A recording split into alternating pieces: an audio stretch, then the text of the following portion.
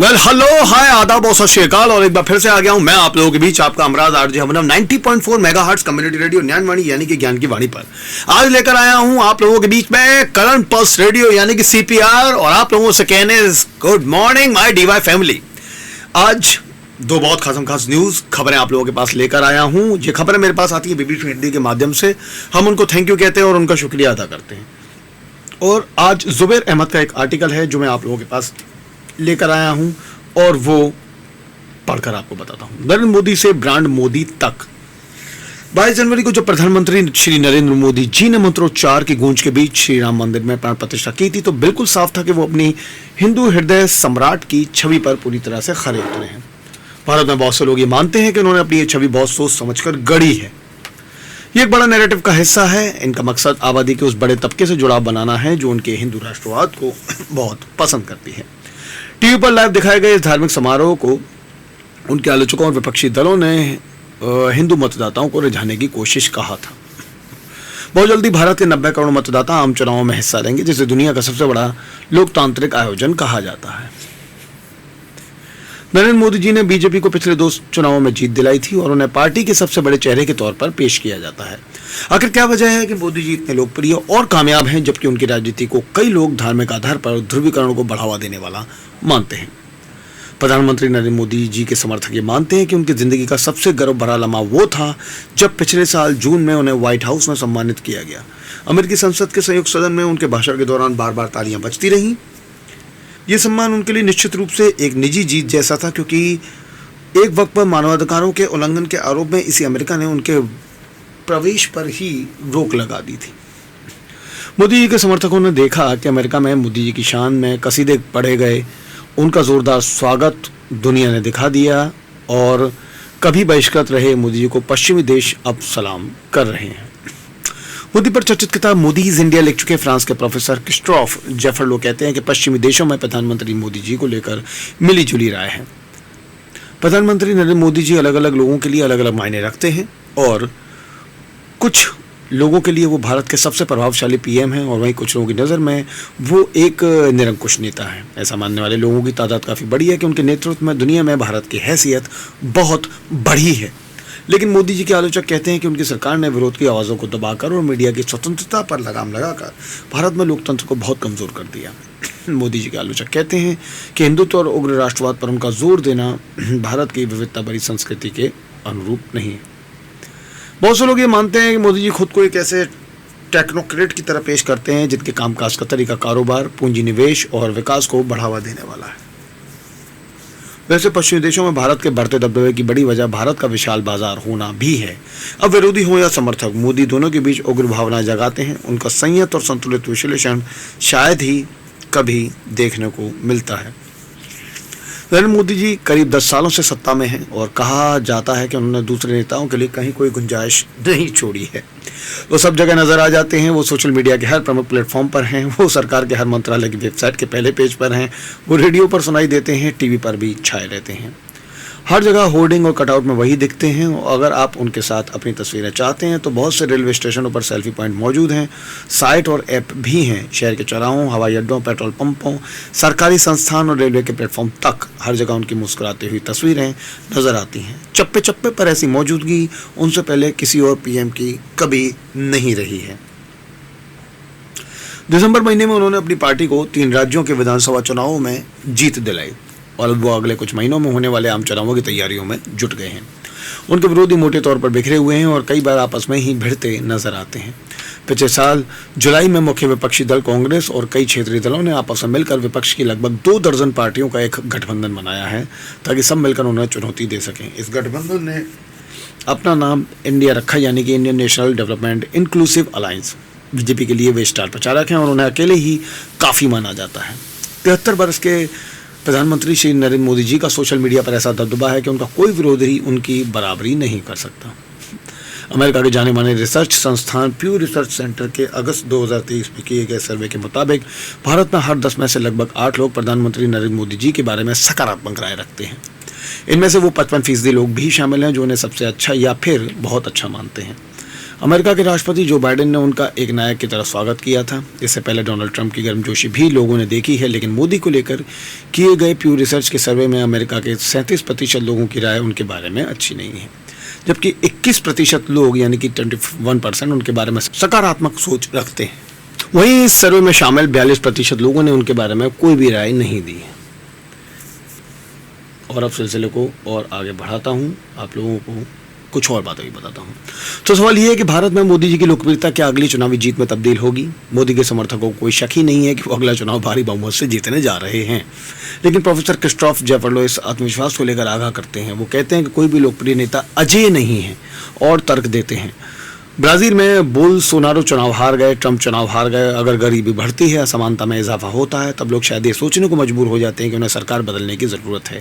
ये किसी भी लोकतंत्र का बुनियादी उसूल है और इसे जवाबदेही कहते हैं। कोई भी नेता हमेशा जवाबदेही से परे नहीं हो सकता, या अगर कहीं कोई नेता जवाबदेही से परे है तो इसका मतलब है कि वहाँ लोकतंत्र नहीं है। फिलहाल सबसे बड़ा एक सवाल है कि मोदी जी को चुनौती कौन दे सकता है। इस समय कोई भी नेता इतना मजबूत नहीं दिखता कि जो उनकी लोकप्रियता के लिए खतरा बन सके। चुनावी रणनीतिकार प्रशांत किशोर कहते हैं कि उनकी अजय छवि की वजह विपक्ष का कमजोर होना है। राहुल गांधी जी कांग्रेस पार्टी के बड़े नेता हैं और वो शायद पीएम मोदी को चुनौती देने वाले विपक्ष के सबसे बड़े चेहरे भी हैं, लेकिन राहुल गांधी 2 आम चुनावों और कई विधानसभा चुनावों में पहले ही उनके हाथों पराजित हो चुके हैं, मगर वो अब तक सियासी तौर पर उनको नुकसान पहुंचाने में नाकाम रहे हैं। हालांकि कर्नाटका, हिमाचल, तेलंगाना जैसे कुछ राज्यों में उनकी पार्टी को चुनावी जीत मिली है। ब्रांड बिल्डिंग में संतोष देसाई एक जाना माना नाम है। वो कहते हैं पीएम को चुनौती देने के मामले में राहुल गांधी ही ईमानदार हैं। उन्होंने अपनी तरफ से पुरजोर कोशिश की है, लेकिन राहुल में वो बात नहीं दिखती जिससे वो जनता से स्वाभाविक रूप से जुड़ सकें। उनकी कोशिश में कोई कमी नहीं है, लेकिन वो कुदरती तौर पर जनता से नहीं जुड़ पाते हैं। हालांकि विश्लेषक कहते हैं कि राहुल गांधी ने भारत जोड़ो यात्रा के जरिए गांव और कस्बों में आम लोगों से जुड़ने की कोशिश की और बड़ी हद तक कामयाब भी रहे हैं। वैसे तो बीजेपी उनकी यात्रा को राहुल गांधी को एक बार फिर से लॉन्च करने का एक रोड शो कहकर खारिज करती रही है, लेकिन ऐसा माना जा रहा है कि इससे उनकी छवि को कुछ फायदा हुआ और वो बेहतर हुई है। 14 जनवरी को राहुल गांधी ने भारत न्याय यात्रा की शुरुआत की। उनकी ये यात्रा पिछली वाली से ज़्यादा दूरी तय करेगी और ये माना जा रहा है कि उन्हें इस यात्रा के जरिए आम चुनावों से ठीक पहले जनता से जुड़ने का काफ़ी मौका मिलेगा। 5 साल पहले हुए आम चुनावों के बाद दिल्ली के एक think tank centre for study of developing societies CSDS ने एक सर्वे कराया था। इस सर्वे में पता चला था कि अगर मोदी अपनी पार्टी की तरफ से प्रधानमंत्री पद के उम्मीदवार नहीं होते तो 1/3 मतदाताओं ने बीजेपी को वोट नहीं दिया होता। भारत जैसे देश में जहां सियासत में कामयाबी अक्सर पारिवारिक रिश्तों की वजह से मिलती है, वहां उनके सेल्फ मेड होने की छवि मतदाताओं को खूब लुभाती है। वो उनसे जुड़ाव महसूस करते हैं क्योंकि वो एक गरीब परिवार से आते हैं। उनकी शुरुआती जिंदगी ऐसी नहीं थी जो भविष्य में उनकी राजनीतिक सफलता के संकेत देती। युवावस्था में वे अपने गृह राज्य गुजरात में पार्टी के मामूली से कार्यकर्ता थे। उनकी निजी वेबसाइट के मुताबिक वो गुजरात में राष्ट्रीय स्वयंसेवक संघ के क्षेत्रीय मुख्यालय में ऑफिस बॉय थे। आरएसएस को संघ परिवार का अभिभावक संगठन कहा जाता है। बीजेपी इसका अटूट अंग है। निजी साइट के मुताबिक ऑफिस बॉय का काम था कि वो दफ्तर को साफ सुथरा रखे और रोजाना वहाँ के लिए ज़रूरी सामान खरीद कर ले आए। वो खुद भी अपने अतीत के बारे में कई बातें बताते रहे हैं कि जिनकी पुष्टि नहीं हो सकी है। मसलन बचपन के दिनों में वो रेलवे स्टेशन पर चाय बेचा करते थे। तो वो कौन सी बात है जो उन्हें बाकी राजनेताओं से अलग खड़ा करती है? भारत के आम लोगों की भीड़ से उठकर वे कैसे देश के सबसे ताकतवर व्यक्ति बन गए? शानदार वक्ता और पॉलिटिकल शोमैन। उनके समर्थक मानते हैं कि वो एक ज़बरदस्त वक्ता हैं, लेकिन उनके विरोधी कहते हैं कि वो बड़े आयोजनों को अपने निजी फायदे के लिए इस्तेमाल करते हैं। हालांकि दोनों ही पक्ष मानते हैं कि वो एक शोमैन हैं, जबकि उनके विरोधी दावा करते हैं कि वे अदृश्य टेलीप्रॉम्प्टर के बिना नहीं बोलते। आम लोगों से जुड़ने में उन्हें महारत हासिल है। उन्होंने असरदार सियासी अभियान चलाने के कई नए नुस्खे ईजाद किए हैं, जैसे चाय पर चर्चा, परीक्षा पर चर्चा, यहाँ तक कि उनके राजनीतिक विरोधी भी उनकी भाषण कला का लोहा मानते हैं। कांग्रेस के नेता शशि थरूर ने जब मोदी जी की तारीफ की थी तो उन्हें अपनी पार्टी की नाराजगी झेलनी पड़ी थी। थरूर ने कहा था, प्रधानमंत्री बहुत असरदार भाषण देते हैं, वो नए नए नारे गढ़ते हैं, जुमले ईजाद करने और तस्वीरों से समा बांधने में उनका कोई सानी नहीं है। इसमें कोई शक नहीं कि हम मोदी के रूप में एक जबरदस्त वक्ता को अपने हुनर की नुमाइश करते हुए देख रहे हैं। लेकिन ये भी सच है कि वे एक साधारण कार्यक्रम को भी भव्य आयोजन में तब्दील कर देते हैं। मिसाल के तौर पर पिछले साल अक्टूबर में जब प्रधानमंत्री ने दिल्ली में नमो ट्रेन सेवा की शुरुआत की थी तो वो ट्रेन में सफ़र कर रहे लोगों से बात करते दिखाई दिए थे। इनमें स्कूली छात्राएं भी शामिल थीं। एक बार फिर से उन्होंने ये संदेश दिया कि वो आम लोगों में कितनी आसानी से घुल मिल जाते हैं और उनकी परेशानियाँ समझ लेते हैं।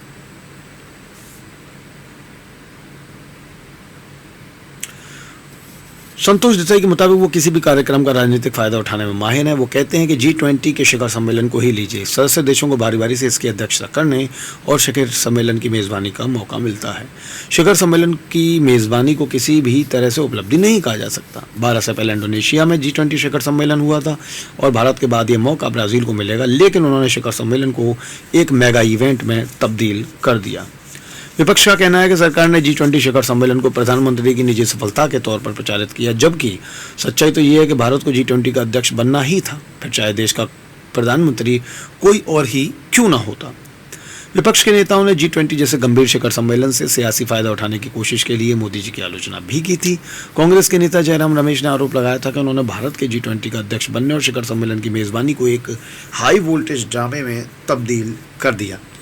अब दिल्ली मेट्रो के बारे में सुनते हैं कि ई श्रीधरन नाम के एक शख्स ने इसे बनाया था।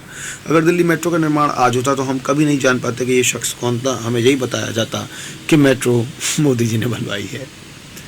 अब ऐसा नहीं है कि मोदी जी केवल अपने भाषण और बॉडी लैंग्वेज से ही अपने लोगों से संवाद करते हैं, वो सार्वजनिक रूप से अपने जज्बात का भी इजहार करते हैं और अलग अलग तरह के लिबास और क्षेत्रों की खास पगड़ियाँ टोपियाँ पहनकर उनके जरिए भी सियासी संदेश देते हैं।